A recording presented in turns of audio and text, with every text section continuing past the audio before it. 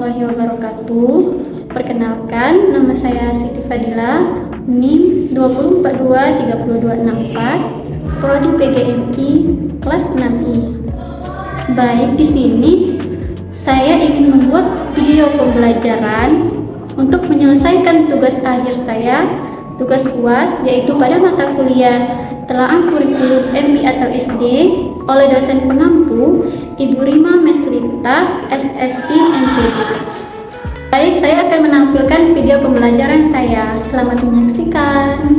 Pernah dengar istilah kurikulum merdeka? Nah, sekarang sekolah dasar dan MI di Indonesia pelan-pelan beralih dari kurikulum 2013 atau K13 ke kurikulum merdeka. Yuk kita bahas bedanya apa, terus khusus buat di MI, bagaimana nilai-nilai Islamnya diakomodasi. Nah, dulu di K13 semua mata pelajaran sudah dipakai terapi per kelas. Anak-anak harus mengikuti tema dan materi yang sama, dan juga tidak ada ruang fleksibel. Sekarang di kurikulum merdeka, pembelajaran itu dibagi menjadi dua bagian, yaitu intrakurikuler, isinya mata pelajaran biasa, dan juga proyek, khususnya proyek buat untuk melatih karakter siswa, yang dikenal dengan nama yaitu profil pelajar Pancasila. Nah, ini bedanya yang paling kelihatan. Di kurikulum merdeka, kelas itu dibagi atau dikelompokkan menjadi fase, jadi bukan per tingkat satu-satu. Kelas 1 dan 2 itu dinamakan dengan fase A, kelas 3 dan kelas 4 itu dinamakan dengan fase B, kelas 5 dan kelas 6 dinamakan fase C. Tujuannya supaya guru lebih luasa mengatur kecepatan belajar dan juga tidak kaku untuk mengejar target per kelas. Soal jam pelajaran juga lebih fleksibel, sekolah bisa mengatur sendiri mau 1 minggu, 2 minggu, atau sistem blok. Yang penting capaian belajarnya itu tercapai.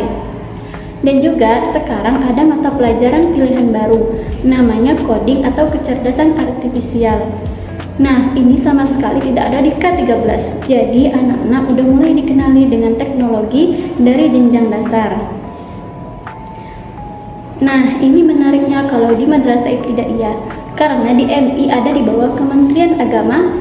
Jadi selain mengikuti kurikulum merdeka yang umum, mereka tetap pegang ciri khas keislamannya. Dan juga mata pelajarannya rumpun pendidikan agama Islam.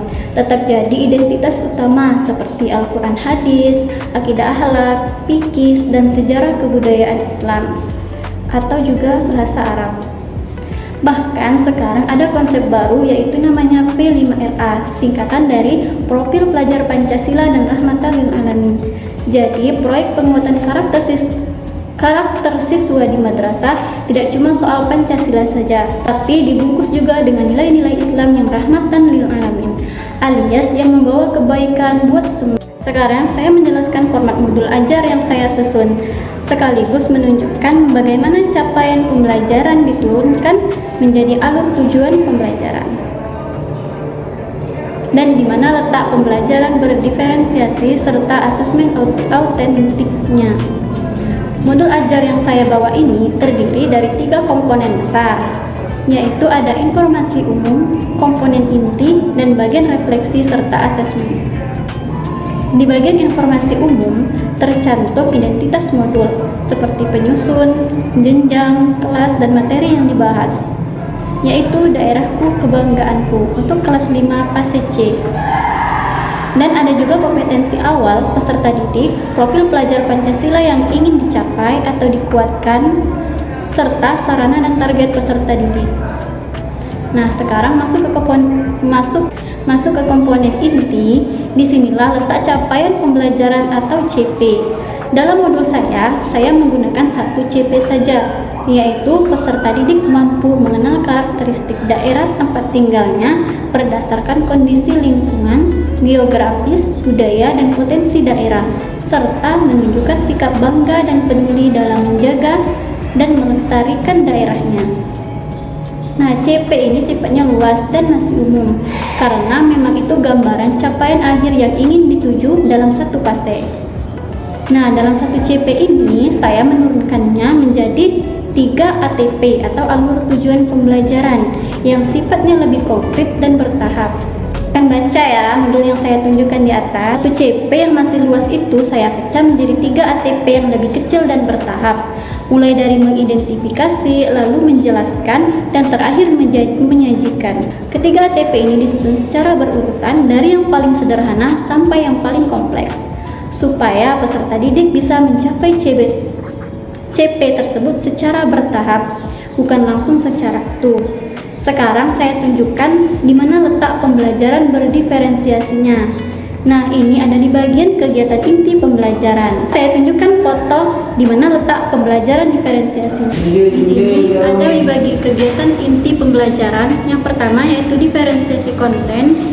Terlihat ketika saya menyajikan materi melalui berbagai media seperti gambar, peta, video, dan bacaan, sehingga siswa bisa memilih cara belajar yang paling sesuai dengan dirinya. Yang kedua yaitu ada diferensiasi proses. Ini muncul ketika siswa dibagi kelompok sesuai kebutuhan belajarnya.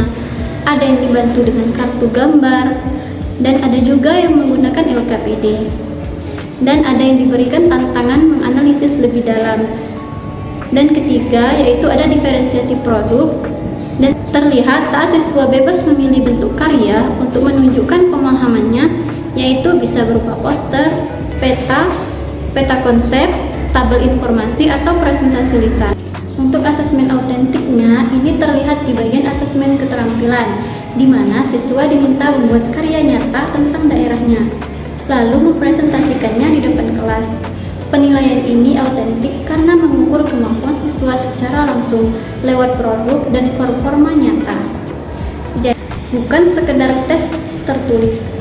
Nah, selain itu ada juga asesmen sikap yang dilakukan melalui observasi langsung selama diskusi kelompok. Ini untuk melihat sikap gotong royong, tanggung jawab, dan sikap menghargai pendapat teman yang lain. Jadi, secara garis besar, modul ajar ini sudah membuat alur yang jelas dari CP menuju ATP, dilengkapi dengan pembelajaran berdiferensiasi di kegiatan inti, serta asesmen autentik yang mengukur pemahaman siswa. Siswa kemudian menggambar warisan budaya tersebut di kertas HPS. Kemudian mencari informasi tentang sejarah atau asal-usulnya, dan menyusun laporan sederhana berdasarkan beberapa pertanyaan pemandu. Seperti kapan warisan budaya itu muncul, apa fungsinya bagi masyarakat, dan apa yang paling menarik. Sekarang saya akan menunjukkan contoh soal atau aktivitas dari buku teks yang sudah melatih kemampuan berpikir tingkat tinggi atau HOTS. Nah, untuk anak usia sekolah dasar, saya membuka buku materi IPAS pada bagian yang membahas warisan budaya daerah.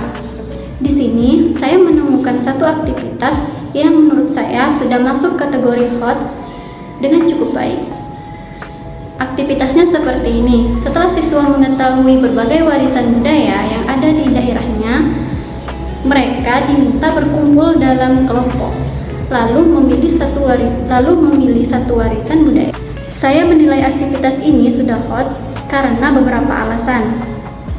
Pertama, siswa tidak hanya diminta mengingat atau menyebutkan nama warisan budaya, tetapi harus melakukan penyelidikan sendiri, baik lewat wawancara maupun studi literatur. Nah, yang kedua yaitu ada pertanyaan yang meminta siswa menganalisis hubungan antar budaya, yaitu soal akulturasi. Ini artinya siswa diajak berpikir tentang sebab akibat dan keterkaitan antara budaya lokal dengan budaya luar, bukan sekedar menghafal fakta tunggal. Yang ketiga yaitu siswa harus mengolah seluruh informasi yang mereka kumpulkan menjadi sebuah laporan sendiri. Yang berarti mereka melakukan proses mengevaluasi dan menyusun pengetahuan baru, bukan menyalin jawaban yang sudah ada di buku.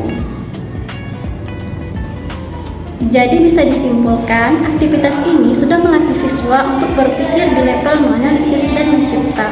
Level kognitif tertinggi dalam taksonomi Bloom, dan ini sangat sesuai untuk melatih kemampuan berpikir tingkat tinggi anak usia sekolah dasar, khususnya di kelas-kelas atas seperti kelas 5. Saya mau memberikan satu contoh ide kegiatan nyata untuk proyek P5 yang dipadukan dengan nilai rahmatan lil alamin. Sesuai dengan modul ajar yang saya susun, yaitu materi daerahku kebanggaanku untuk kelas 5 SD. Di modul saya, siswa diajak mengenal karakteristik daerah tempat tinggalnya, mulai dari budaya, lingkungan, sampai potensi daerah. Nah, dari materi itu, saya membawanya selangkah lebih jauh menjadi sebuah proyek kelima yang saya namakan yaitu Peta Kasih Sayang Daerahku. Konsepnya, pertama anak-anak mengamati lingkungan sekitar, kemudian mencari tahu potensi daerahnya seperti sungai, sawah, atau kerajinan khas, sekaligus melihat masalah yang ada, misalnya sampah yang berserakan. Selanjutnya, saya kaitkan dengan nilai rahmatan lil alamin, yaitu bahwa manusia adalah khalifah di bumi yang bertanggung jawab menjaga alam dan kasih sayang Allah itu meliputi seluruh makhluk, tidak hanya manusia. Nilai ini disampaikan sederhana, misalnya lewat hadis tentang pentingnya menjaga lingkungan.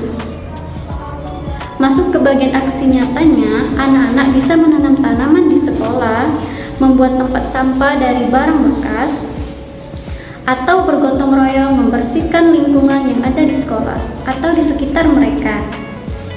Dan mereka juga bisa mewawancarai orang tua tentang tradisi khas daerahnya, supaya rasa bangga terhadap daerah itu semakin kuat. Sekaligus juga belajar menghargai keberagaman. Dan hasilnya ini ditampilkan dalam pameran kecil di kelas, yaitu berupa poster aksi cinta daerahku, lengkap dengan foto kegiatan dan refleksi siswa. Dan menurut saya ini cocok diterapkan di MI atau SD karena langsung menyambungkan materi yang sudah dipelajari dengan aksi nyata dan membawa nilai keislaman seperti rahmatan lil alamin secara alami, terutama untuk di MI yang memang berciri khas